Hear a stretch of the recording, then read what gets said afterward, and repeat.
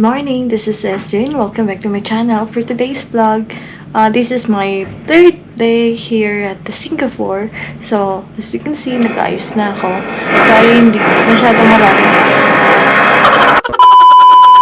Ingay naman nila. So, ayan, nag-aayos na ako para mamaya alis na kami. So, the weather is good. Not that super hot. Not that super rainy. So, I'm excited to eat where we first ate kasi the tofu there is really good. So, yun ang breakfast namin. See you later! I will gonna show you mamaya what our activities. So guys, hello. I will go get the first breakfast. Look what we have right now. It's a famous chicken. This is the duck? No. Chicken? Yeah. It's not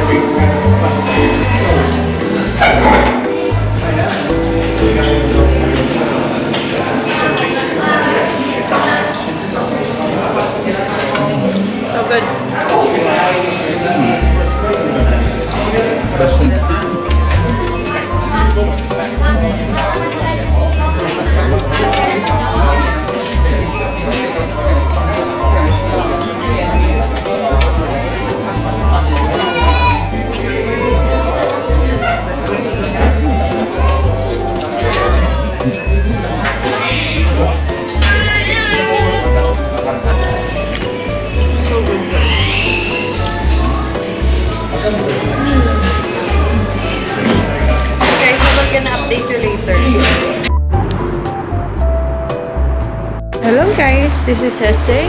Dito na kami sa snow. Hey guys, this one, we will just wanna try this in the fountain microberry. Here in the fountain, malapit sa Snow City. So we didn't allow to go there yet because the opening is 12.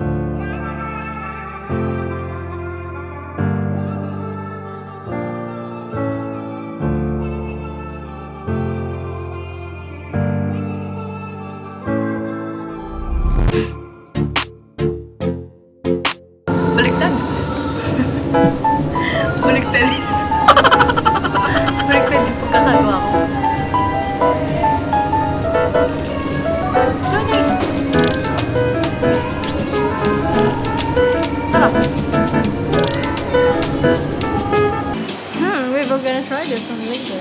Hi guys, this is SJ and we're done in the Snow City. Now we're gonna go there at Science Center. So, we are going to Science Center.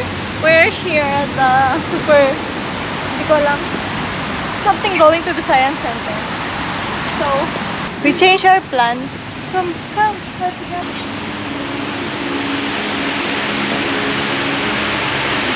Moments later. So, the thing kasi guys, it's so hot there at the Science Center. Link way to the observational and every parts of the Science Center. But it's really hot, so we might just need to go here na lang.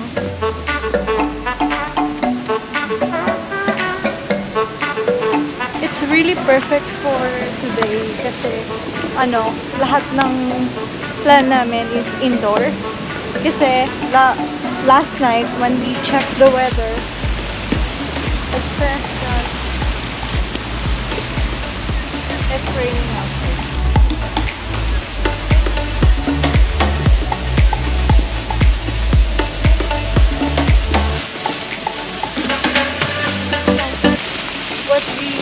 kanina is the Kinetic Garden. Oh, fancy too.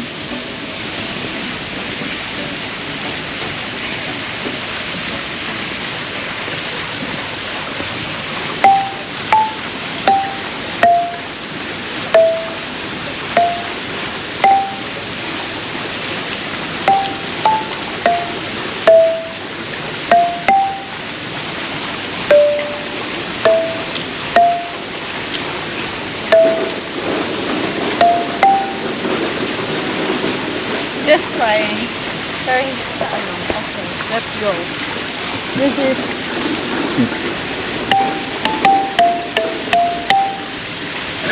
ganun pala yun.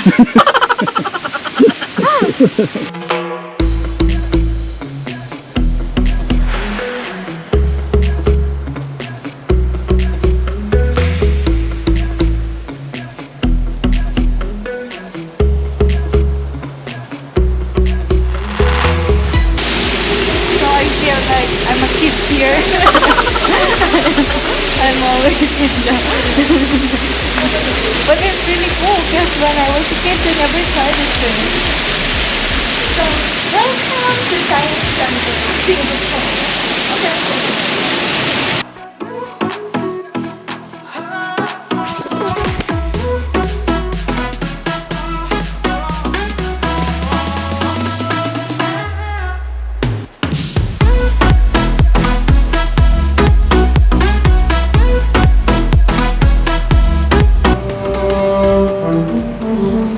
Hello. Welcome to my lab. We are looking for a team of smart young engineers. Enthusiastic for the job? I like it. Good initiative. I have a very interesting top secret project for the right team. But before I start on that, I want to share my thoughts on engineers and engineering. I think the teams we are looking for will agree with me.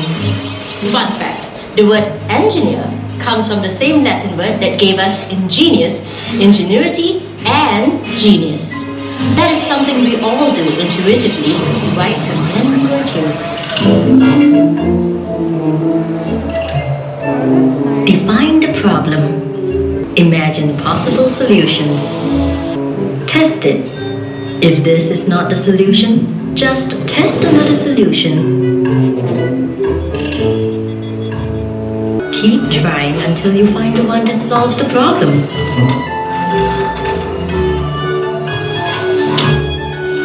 We are all born engineers. Problem solving is second nature.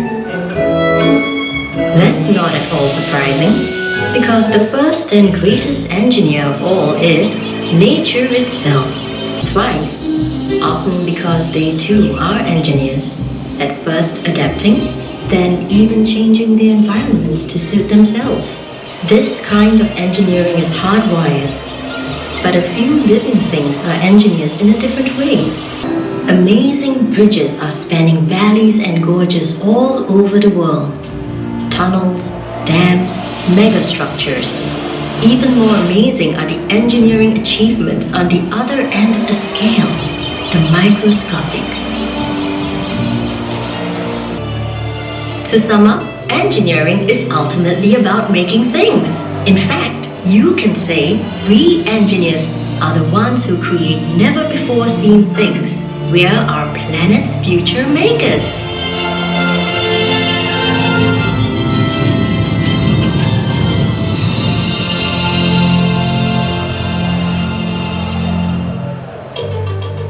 I said our planet. What I am about to tell you is ultra top secret. Are we sure all the doors are locked?